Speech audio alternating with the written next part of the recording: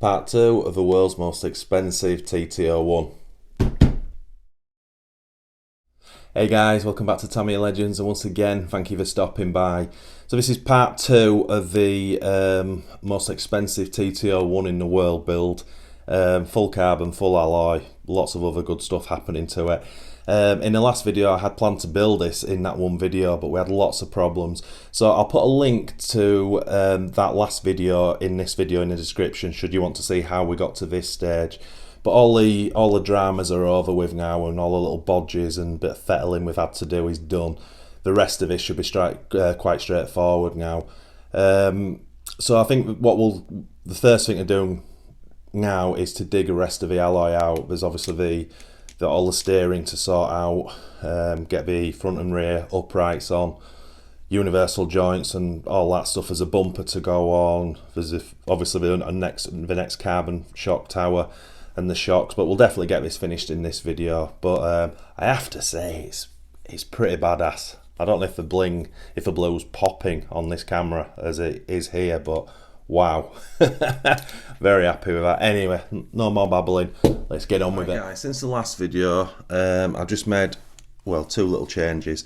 The battery state is now in, but I had to swap over the blue alloy mounts for these. These are the metal gun grey ones it came with. Still nice, but obviously I wanted matching, but I would have had to drill out this carbon, and at this particular end it's not, sorry, this end here it's not actually a hole, so I haven't got the tooling required to do that, which is a bit unfortunate. But I think that looks pretty epic now. Full carbon, obviously it's got the carbon shock tower on the rear. The other thing I've done, this steering assembly, these, when it was moving, one of these screws were kind of tightening and loosening on its own. What I did last night is I set it up and I thread locked both ends, and obviously it's hardening out, and that is way better, and obviously it's going to stay intact. So that's all I've done. So let's have a quick look at what we've got left of all the bits to put on it. So as you can see, there's still a fair bit to put on. So we've got the front Yeah Racing bumper plate that goes on top of the foam. We've got the two sets of UJs to fit. We've got front and rear UJs to fit. We've got these gorgeous shocks, which I just think look absolutely gorgeous now they've got the Tamiya white springs on. They look awesome. We've got the front carbon shock tower. We've got the alloy disc brakes to put on. And for the steering linkage, I bought this GPM set because I wanted the blue. Now, those are the wrong fitment, so when we get to that stage I might change those turnbuckle ends over for the ones it came with, and just hope that these the actual turnbuckle rods themselves are the correct length. So I think the best place to start is on the rear. So we'll get these uprights and we'll get all the parts out. Apparently I think these are just 2 pins go through with a circlip on either end. Obviously get the bearings into them, and we'll fit the first set of UJs, which is pretty cool. So let's get cracking with that. Right, that's the parts we needed. So as I say, we've got a left and right rear upright. We've got the UJs, there's 4 bearings, there's 2 large O-rings to fit inside that cup. I better just check the instructions because it came with 4. So I was just wondering, no, it only shows you 1, so we'll put an O-ring in there. And as I say, this upright just goes on with these short pins top, long at the bottom, and then circlip either end. So very straightforward. So let's get this side built up and see how it looks. Right, that's the first one on. Very straightforward as you'd expect. Nice and free. I'll hold that arm up. Feels very smooth. Looks great, doesn't it? Looks very blingy. Yeah, I'm liking that. Right, let's get the other side on. Right, that's both sides on. Loving it. Definitely loving it. It's all nice and smooth. And obviously it's first time I've been able to sort of mess around with the diffs properly, and the overall drive as well, which is awesome. So yeah, very straightforward, and looks super sweet. So I guess it's time to do the same on the front now. But obviously this is the steering side, so Let's get the instructions out and figure out how these go on. Right, that's the left side on. Extremely straightforward. What trickiest bit is getting the O-ring to sit in the cup, but let's rub in on that arm, lift it up.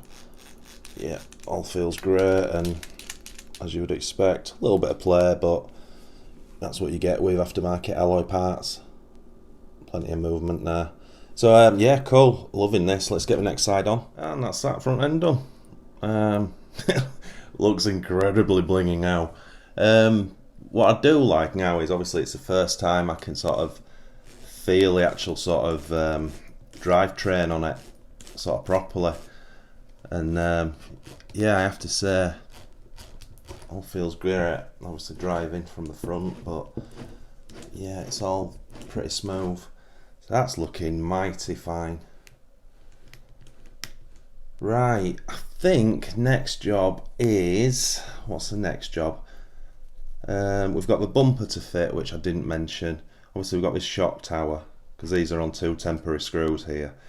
So it might be time to bang the shock tower on, but I want to connect the steering up. In fact, I'll tell you what, that's what we're going to do next. Let's get this GPM kit out, and let's see if we can get the old ball ends and cups and things, and let's see if we can get this steering set up first. So I've changed the GPM turnbuckle ends out, which were these ones. I had a look at taking this out, but they're not right. So I'm using their blue alloy onto the turnbuckles I've got. Don't think they're looking great, if I'm honest. That might be something I change in the future. Maybe, I don't know. I just think it doesn't look the best, does it? Looks okay, but a little bit big and bulky. Anyway, let's get those connected. Right, so that's the steering linkages on.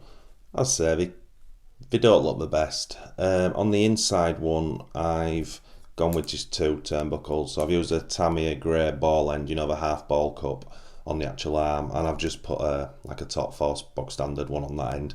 Obviously I'm not putting a servo in yet, so I don't know which end I'm going to use.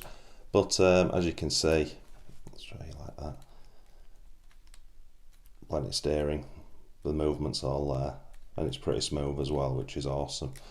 So that's that bit done. So I think what I'm going to do now is go back to the rear end, because we've got the shock tower on, and let's see how these shocks fit. I'm guessing obviously one of these 2 holes, and then a ball that'll screw into there. So let's get that rear end done next. Well guys, we've come to a massive problem, which is such a shame. I can get round it, but we're not going to be able to use the carbon shock towers. So obviously the ball cock, the shock's mounted as it does onto the arm. Let's see if I can turn this around so you can see it. But I've put the ball joint in there, but as you can see the distance. Oh, this is not coming across on camera, is it? Where are we? It would go there. You could crack it on, but look at that, that's terrible. So that rear shock, because of the mount, is supposed to sit there. Now obviously this is a plastic one that you get front and back on the standard TT-01. So I'm going to have to whiz this tower off and fit this one, which is pants, because I wanted it to be full carbon. That is a shame. I could probably mount the carbon onto that, but it'll just look crap. The other reason is that I stated on the end of the last video, I was a little bit concerned about where the body mounts would be. Obviously I'm not using these alloy ones, but when I had a look in the instructions, the plastic ones that Tamiya do, they're made for this, and this has got a square, like a square peg, and the body post goes into that at an angle, like an L shape. So yeah, I think I'm forced to use these, which is a real shame. But what I'll do is I'll whiz this one off and we'll just see what the difference is.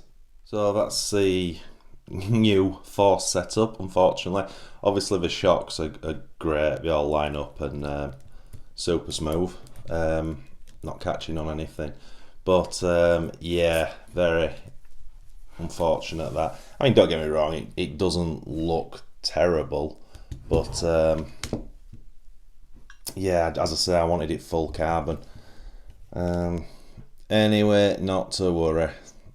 We can maybe have a look at that later. But as I say, at least the body part, providing that's in the right position for the standard TT-01, which I would imagine it has to be, then I'm not going to have a problem with the shell when I put the body parts on.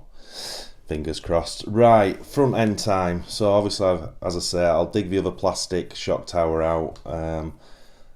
Those will have to go in the bin. Not really, but you know what I mean. Yeah, so now we'll get the front shocks on. We'll get this tower on and get them mounted. Right, so that's the front end made up. Still gutted about those shock towers. I need to shut up moaning about it. But that thing is seriously bad boy. It really is. That is a real thing of beauty. I'm loving that. So next up is this special bumper that we bought for it, which is flush mounting for these gearboxes that don't go on the standard TT-01 tub chassis. So I'm just going to clean the flashes up, and then obviously that's going to mount there. So we'll do that, and then we'll dig the foam bumper out. That sits over the top, and then we've got the racing plate that then sits over the top of the foam. So that's the next stage. Let's do that. Right, that's the bumper assembly on.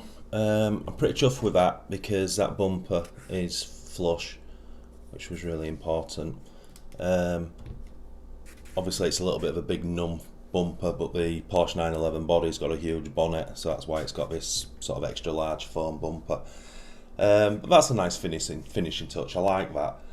So that's that pretty much done now. So the next stage, what I want to do is bang these brake discs on, which will just be a nice, lovely sort of finishing touch for it, which is going to be pretty cool. So let's just stick them on. I've also dug out the wheels and just stuck some tyres on that this car is hopefully going to be using, which is these. Those decals are naff, I'll change them over. But I think they're going to look really nice. So let's have a look at with the disc brakes on first. Well, I have to say I'm loving that. That looks pretty badass, doesn't it? They look awesome. Yeah, I'm very happy with that. That thing's looking seriously cool. Right, let's bang those wheels on. Well, that thing is looking superb. I've just adjusted the ride height with the shocks and stuff. I've got the softer springs on the rear, obviously a little bit harder on the front, but that thing is superb. The stance is just about right. It needs a little bit of play with the towing, a little bit, slightly bit of toe out, and maybe just alter camber slightly. Let's see if I can drop this down so you can see. Disc brakes, they're looking cool. That whole thing is seriously nice. Look at that thing. That's really come together nicely. And it's super low. Right, I think, what do we need to do next? Well guys, I'm pretty happy with that, I have to say. That looks amazing. I hope it's the blue and the carbon's popping on camera. Probably isn't. But this thing is seriously cool. Gutted carbon shock towers, but that's not too bad. That's the only thing I haven't managed to do. I have to say the quality seems really good. Now obviously this is more of a show car. But the racing stuff, I know a lot of people don't like it, but that's really smooth, very, very smooth. So yeah, I'm happy with that. That was a lot of planning to make this. Obviously I just didn't want to buy one of the ones that were ready done. I wanted the most bling I could do, and I think I've achieved that, to be honest.